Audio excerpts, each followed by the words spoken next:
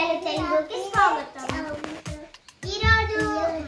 ఈరోజు వాన పడుతుంది కాబట్టి వేడిగా పకోడీ చేసుకుంటున్నాం. కావాల్సిన పదార్థాలు చూద్దాం. శనగపిండి, ఉల్లిపాయలు కోసుకున్నాం ఇలాగా. ఓకే, వాటర్లో జీలకర్ర, అల్లం, పచ్చిమిర్చి, జీలకర్ర పేస్ట్.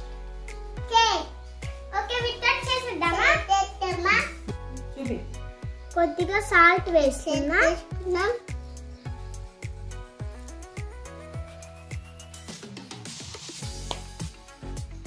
ఇలా కలిసేలాగా పిసకాలి.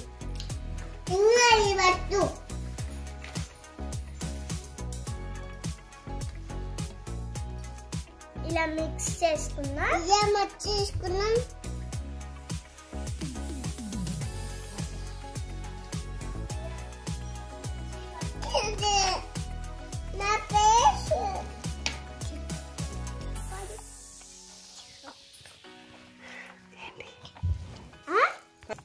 ఇది ఒక 10 నిమిషాలు నానాలి.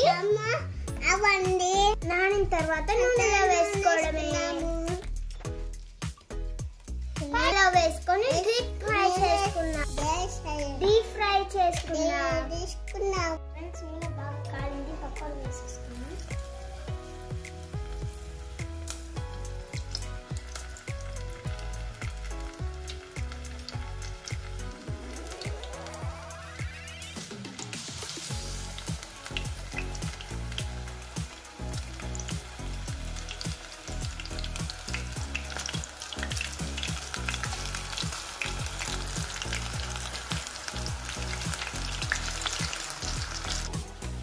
ఫ్రెండ్స్, బాగా కాలి రెడీ అయిపోయింది. ఓకే, పీసెస్ టేస్ట్ చేద్దాం.